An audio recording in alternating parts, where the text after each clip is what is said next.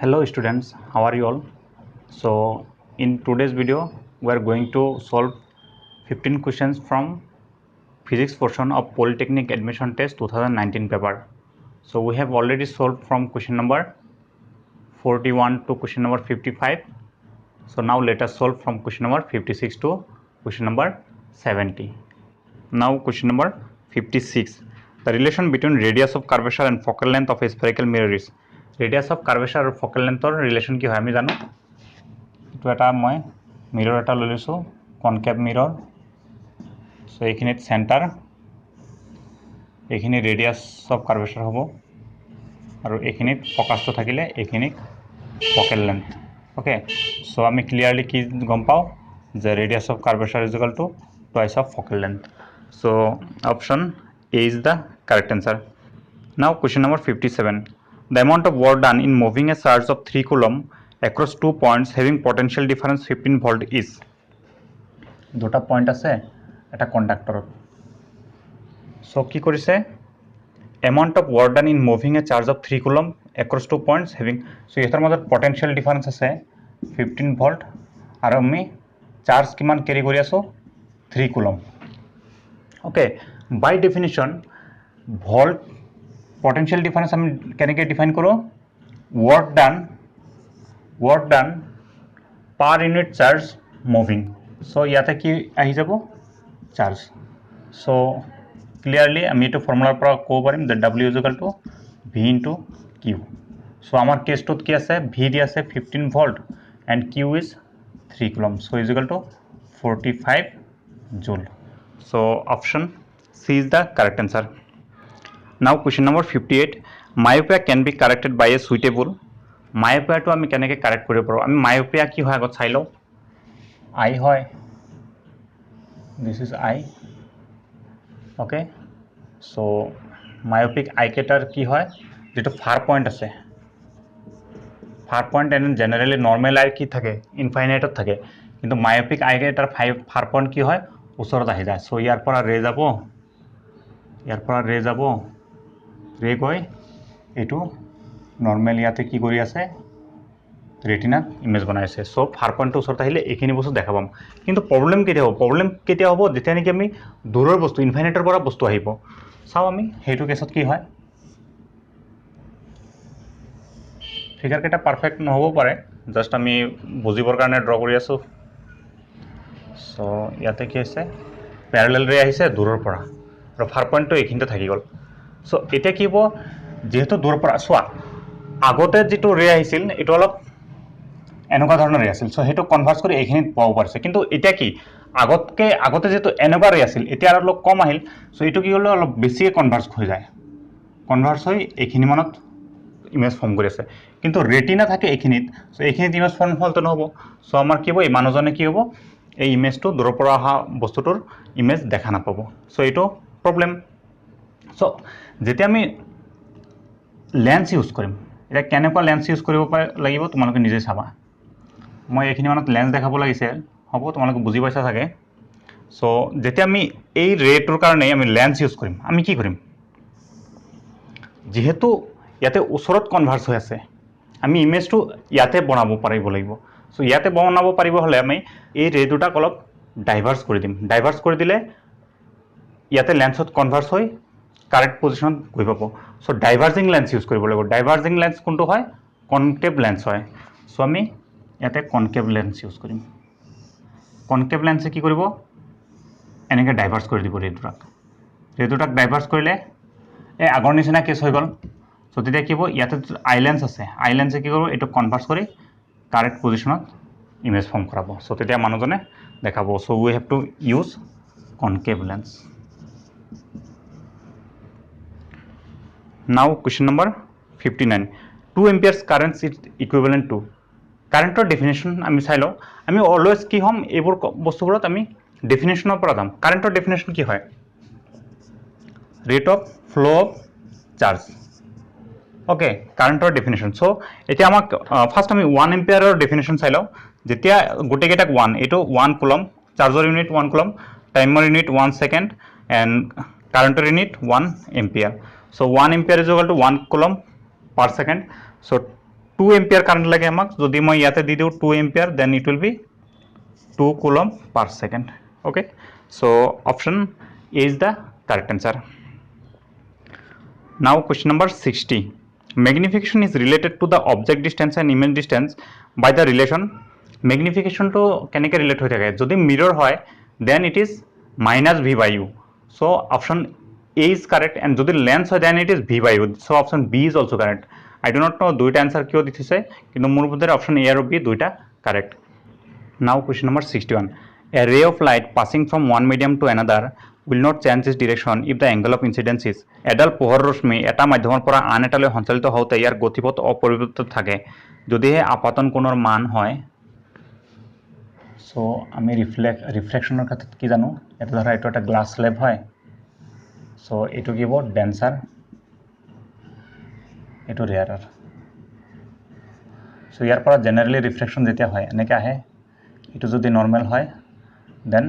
dancer মিডিয়ামত গৈছে তো নৰ্মেলৰ ওচৰত আহিব এগেইন ডেন্সাৰৰ পৰা এটো বাহিৰত ৰেয়াৰাৰত গৈছে again air from the normal হ'ব ঠিক আছে সো এটো জেনাৰেল রিফ্লেকশন হয় কিন্তু যেতিয়া নেকি এটো এংগল অফ ইনসিডেন্স হয় যেতিয়া এংগল অফ ইনসিডেন্স তো এটো ওচৰত আহি এটো 0 ডিগ্ৰী মানে নৰ্মেলৰ মাজতে এংগল অফ ইনসিডেন্স হ'ব ঠিক আছে তেতিয়া কি হ'ব ৰেটো সিধা সিধা এনেকৈ পাৰ হৈ যায় সো 0 ডিগ্ৰী হলে কি হ'ব মাজৰে পাৰ হৈ যাব will not change its direction to change নকৰে so option A is the correct answer now question number 62 the total internal reflection occurs when a ray of light travels from মই ইয়াতে কি দেখাইছো ৰেয়াৰ টু ডেন্সাৰত গৈছিল আমি আৰু এটা বেলেগ কেছ এটা চাম সো ইয়াতে ধৰিলো এটো গ্লাস স্লেব হয় সো এটো ডেন্সাৰ হ'ব আৰু এটা ৰেয়াৰাৰ জেনাৰেল ৰিফ্লেকশন হলে কি হ'ব যে ডেন্সাৰ টু ৰেয়াৰাৰত যাব এপ্ৰোচ কৰিলে নৰ্মেল হয় সো এটো ইনসিডেন্স এঙ্গেল আই হয় সো কি হ'ব এৰ ফ্ৰম দ্য নৰ্মেল সো এটো রিফ্লেকশন এঙ্গেল আর হ'ব কিন্তু যেতিয়া মই এটো এঙ্গেলটো এনেকৈ বঢ়াই যাম বঢ়াই গলে এটো আৰু এৰ ফ্ৰম দ্য নৰ্মেল হ'ব এনেকৈ হ'ব আৰু বঢ়াই যাম আৰু এনেকৈ হ'ব কিন্তু কিবা এটা এঙ্গেলৰ কাৰণে কিবা এটা এঙ্গল অফ ইনসিডেন্সৰ কাৰণে ঠিক আছে এই যেটো ৰিফ্লেকশন এঙ্গেল আছে ৰিফ্লেক্টিভ ৰে আছে এটো ওচৰত আহি এই সাৰফেসৰ মাজৰে পাৰ হ'ব মানে এঙ্গল অফ ৰিফ্লেকশন কিমান হৈ যাব 90 ডিগ্ৰী হ'ব সেই এঙ্গল অফ ইনসিডেন্সক আমি কওঁ ক্ৰিটিক্যাল এঙ্গেল কেতিয়াবা এক্সামত খুজি দিব পাৰে তোমালোকৰ এনসিআৰটি বুকত এবোৰ ভালকে দিয়া নাই সো যেতিয়া আমি ক্রিটিক্যাল এঙ্গেলতকে এঙ্গেলটো বঢ়াই দিম ইনসিডেন্স এঙ্গেলটো বঢ়াম তেতিয়া কি হ'ব এই রিফ্লেকশন নহ'ব রিফ্লেকশন নহয় কি হ'ব এটো ডাইৰেক্ট সেম মিডিয়ামত ঘূৰি আহিব রিফ্লেকশন হ'ব ওকে তেতিয়া আমি কি কম টোটাল ইন্টারনাল রিফ্লেকশন হোৱা বুলি কম আভ্যন্তৰীণ পূৰ্ণ প্ৰতিফলন হোৱা বুলি কম ঠিক আছে সো আভ্যন্তৰীণ পূৰ্ণ প্ৰতিফলন কেতিয়া হয় ফ্ৰম ডেন্সাৰ টু ৰেয়াৰ মিডিয়ামত ৰে গলে okay so option A is the correct answer now question number 63 the human eye can focus objects at different distances by adjusting the focal length of the eye lens this is due to eye length মই এটা আই এটা draw কৰিছো থুলমুলকে so এইখিনি মানত কি থাকে এইটো এইখিনি লেন্স হয় আৰু এইখিনি মানত কি থাকে সিলিয়াৰি মাসলস এই মাসলসৰ সহায়ত কি কৰে আইটোৱে এই লেন্সৰ ফোকাল লেন্থটো এডজাস্ট কৰি কি কৰে ইমেজটো কি কৰে অলৱেজ ইয়াতে বনায় অলৱেজ ৰেটিনাত বনায় ওকে সো এইটো ফেনোমেননক আমি কি বুলি কওঁ accommodation বুলি কওঁ so option B is the correct answer উপযোজন accommodation now question number 64 the free electrons in a metal ধাতুত থকা মুক্ত ইলেক্ট্ৰনবোৰ option A do not collide with each other option B are free to escape through the surface option C are free to fall into the nuclei option D are free to move anywhere in the metal option D is the correct answer are free to move anywhere in the metal free electronবোৰ মেটেলত ইফালে ঘূৰি থাকিব পাৰে যাৰ কাৰণে আমি কি পাওঁ যেতিয়া আমি পটেনশিয়াল ডিফাৰেন্স এপ্লাই কৰি দিও ফ্ৰি ইলেক্ট্ৰনবোৰ মুভ কৰে সো আমি কারেন্ট পাওঁ ওকে নাও question number 65 if a bulb is switched on for 40 seconds and consumes 2400 joule of electrical energy then power is এটোৰ কাৰণে আমি একো ফৰ্মুলা কথা ভাবিব নালাগে আমি কি জানো power definition is rate of consumption of energy so ইয়াতে পাৱাৰ কিমান হৈ যাব এনার্জি কিমান 2400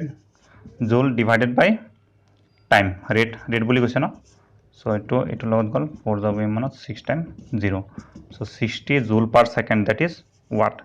so option A is the correct answer now question number 66 Asomiya medium কেইটা অলপ দিগদাৰ পাব পাৰা যেহেতু মই ইংলিছ টাৰ্মবোৰ বেছিকৈ ইউজ কৰিছোঁ তোমালোকে মই যেতিয়া ইংলিছ টাৰ্মটো কৈ যাওঁ তোমালোকে অসমীয়া যেটো লিখা থাকিব মই স্ক্ৰীনত দি দিম কোৱেশ্চনছবোৰ সো তোমালোকে তাতে চাই ল'বা ওকে নাও কোৱেশ্চন নম্বৰ 66 আৰু যদি কিবা দিগদাৰ পোৱা ডেফিনেটলি জনাবা মই সেই হিচাপত কেয়াৰ ল'ব চেষ্টা কৰিম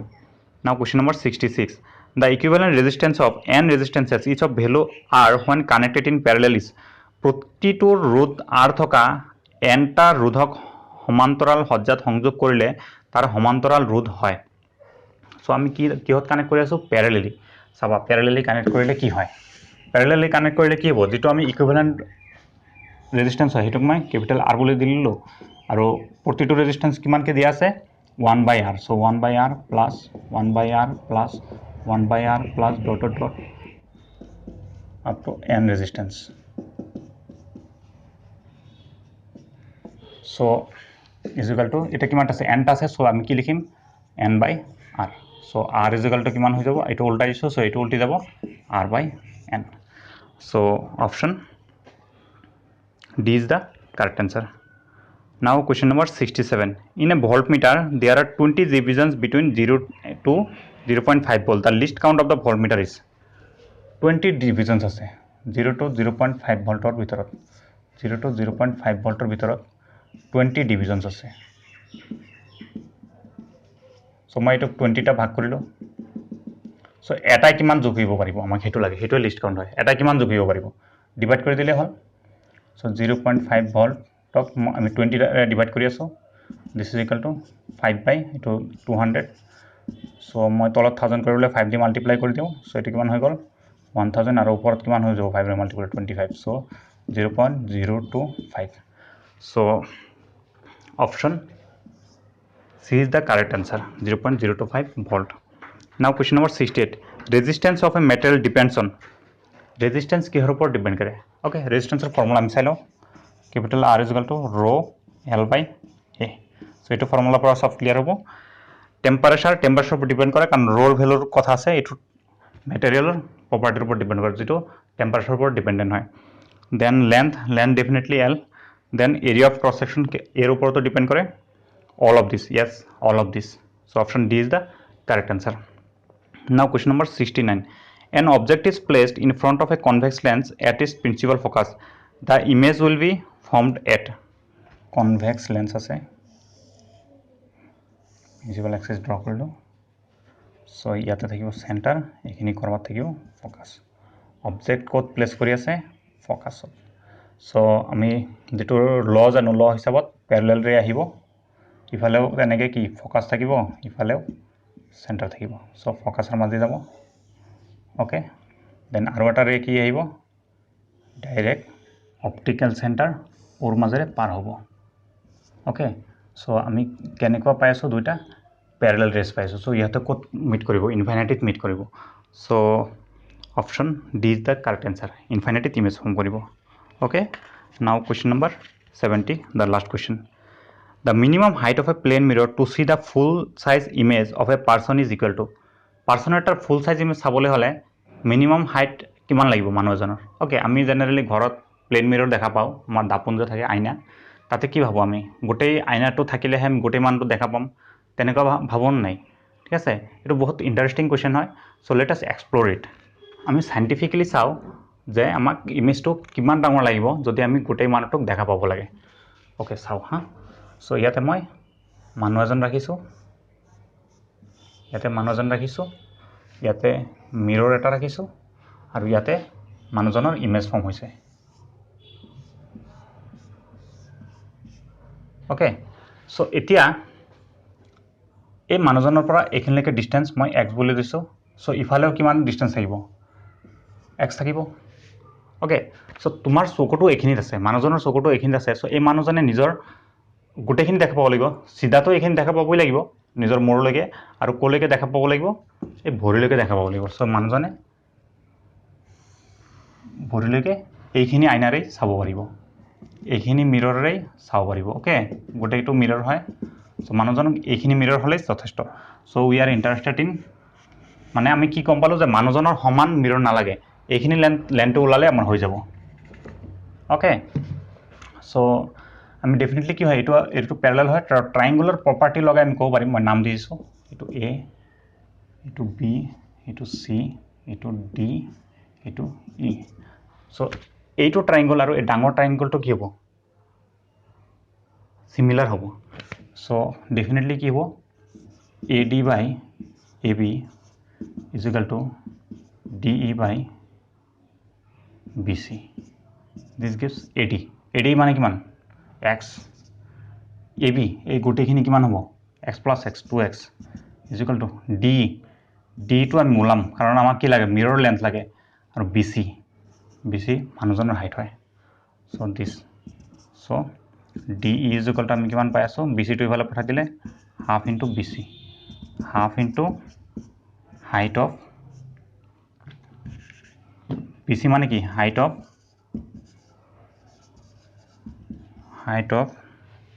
দ্য